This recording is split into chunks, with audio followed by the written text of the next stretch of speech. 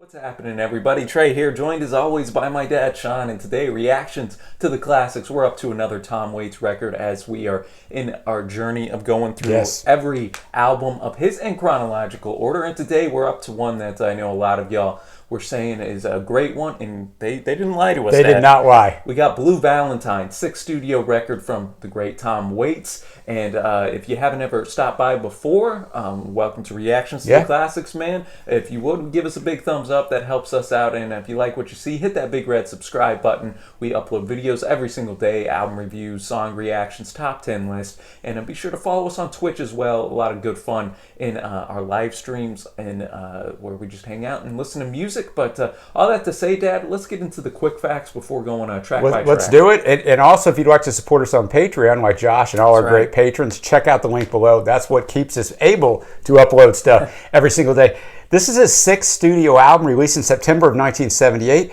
and it was, ironically enough, recorded in 6 sessions in July and August of 1978. So they turned this thing over in a quick manner with producer Bones Howe as always, and Rickie Lee Jones, an artist in herself, appears on the back cover with Tom. Mojo gave it a 5 out of 5, Pitchfork an 8.3 out of 10. All tracks are written by Waits, except for the very first track, Trey. That's right. Which is an interesting choice, but Tom always makes interesting choices. We got Somewhere, and this originally appeared in one of the more famous kind of musicals and film adaptations of a musical, West Side Story, which we're showing how basic we are. I haven't seen it. I haven't seen it either, guys, so don't hammer us in the comments. But it's on the watch list, man, and it starts off, it's a unique, as you were mentioning, Dad, a unique way to start the record. Yeah.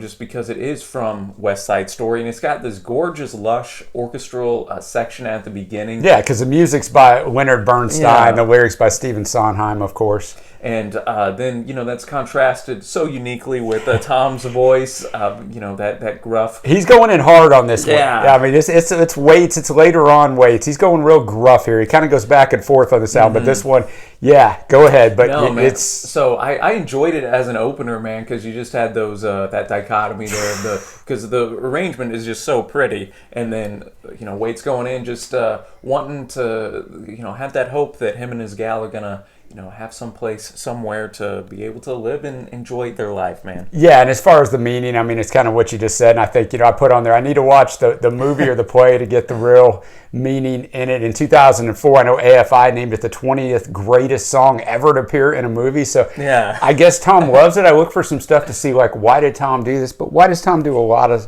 things? It's good. Now we're up to Red Shoes by the Drugstore, Driving Drums, and this one's more a spoken word. So Tom goes amongst all the styles that we've seen in his first 5 albums. They're kind of all meshed into one here. It's a story of Caesar. He tells his girl to wait with those red shoes by the drugstore. He'll be right back, but Caesar's going to go rob something, and he ends up getting caught, and he never gets her. It's just typical Waits imagery. It's just a fantastic storytelling experience. No, I don't have too much more to add. Like you said, I thought the rhythm section was the highlight here musically, and just it is a bit ironic that Caesar, man, he thought he had it all together, this and that. She must have been looking pretty good in those red shoes. Who knows? Maybe Kate Bush heard this song later on, because she has an album called The Red Shoes. Maybe she did, man. Who knows? But I thought it was a solid tune, man, and just that great storytelling that you'd expect from Waits. That really stood out to me. Yeah, it did. And Trey, it is the holiday season. There's a little Christmas tree right here as we're filming this.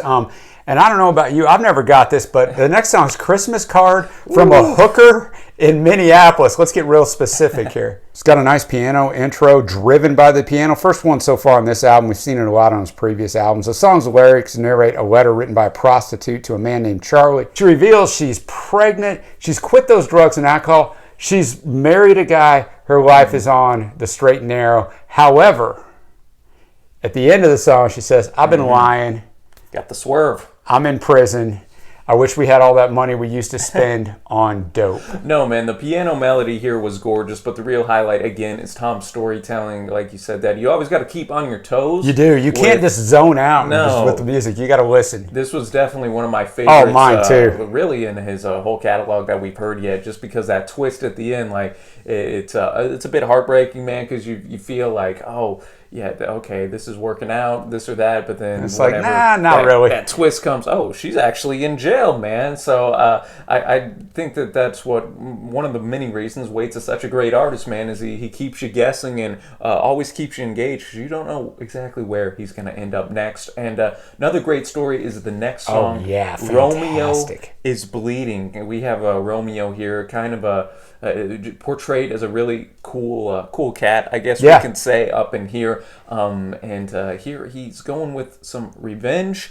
His brother was killed, so he kind of by the cops. Yeah, he clapped back, shot a cop, but he himself, he's, as the song suggests, he is bleeding. But he's playing it cool. It pictures him with his friends, and he's just playing it cool. And then he drives to a movie theater. And then he's all alone, and he just up in the balcony. Really, he goes there to die. Essentially, he goes there to die, man. He bled out, but if I'm thinking of Romeo in my head, this like tough macho guy, he probably just wanted to go out like that alone. I guess so. Instead of being, instead of stepping up, going, guys, maybe you had to take me to the hospital. I guess he figured he was going to go to jail, and he'd just rather go out in the ultimate macho way, man. Waits also makes a reference to gangster movie star James Cagney, who we mentioned in Invitation to the Blues from the album Small Change. Waits says the song's based on a real incident in LA and concerns, quote, a Mexican gang leader who was shot and died in a movie house in downtown LA. The song later lent its name to the Peter Medic film Romeo Is Bleeding, which starred Gary Oldman. I thought there was a nice backing horn on this one as well. Yeah, the organ and a saxophone was a nice, the saxophone, especially in those first couple,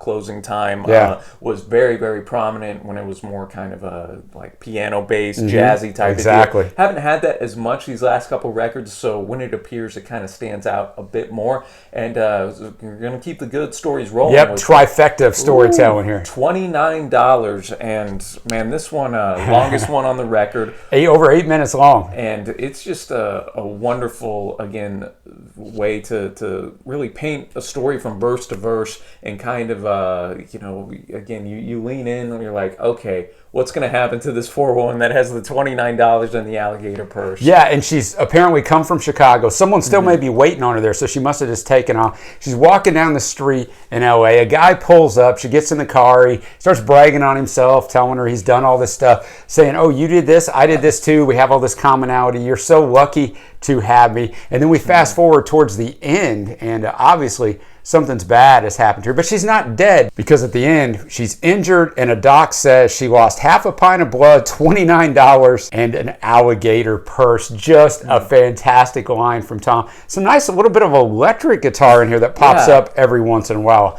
His vocal delivery is perfect here, because it's a tough story. So he's not as rough as he was on Somewhere, the album opener. I put medium rough. Yeah. He's not totally smooth. I really liked it. Also a favorite. Oh. Definitely for myself as well, and I want to shout out to George Duke on the piano, who absolutely killed it. Always like to kind of give a nod to those that aren't front and center, but make the backbone of the music here. And we go now to side 2 with Wrong Side of the Road. Yeah, and this, just like Romeo Is Bleeding, made use of that organ and saxophone. A bit of a violent song lyrically, and Waits' personification, such as strangling all the Christmas carols, was impressive. For me, I don't know. Does this girl want to be with him? I'm gonna say no, but he's gonna try to, maybe bring it together. I don't know. I don't know either. There's a solid tune. There's a solid tune. They're heading to Reno on the wrong side of the road as it finishes. Just some crazy lyricism from Waits, which he gets into sometimes, which I enjoy as well. Not exactly sure what it's about. Then we're gonna pop to Whistling Past the Graveyard, which I don't really know what it's about either, Trey, but it has some great storytelling in there. Much more upbeat than the previous track. Horns driven, just a nice musical experience. Yeah, definitely the most upbeat tune. A bit more of that wild atmosphere as Waits throws back to that classic Vagabond cymbal that he so often uses. Not a highlight for me, but cool nonetheless. And then we get to, I think, one of the most personal tracks Waits, at least up to this point, has ever wrote. We have Kentucky Avenue, man, and this one definitely strikes an emotional chord and ended up among my favorites. Mine too. It's somewhat autobiographical, which I'll get into in a minute. But yeah,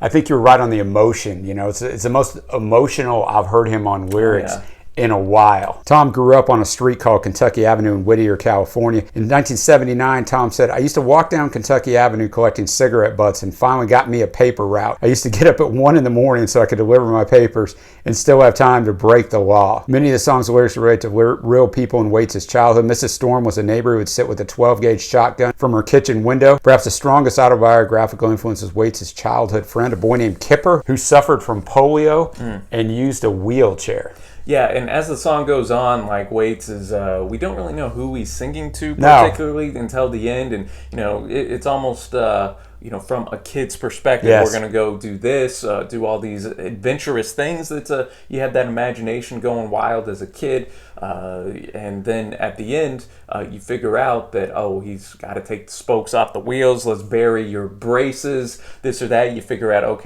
that this kid, Tom's friend, won't really be able to do any of these things. Won't be able to get on that train because he's on a wheelchair, man. So that was a big twist on this record that really packed a punch, man.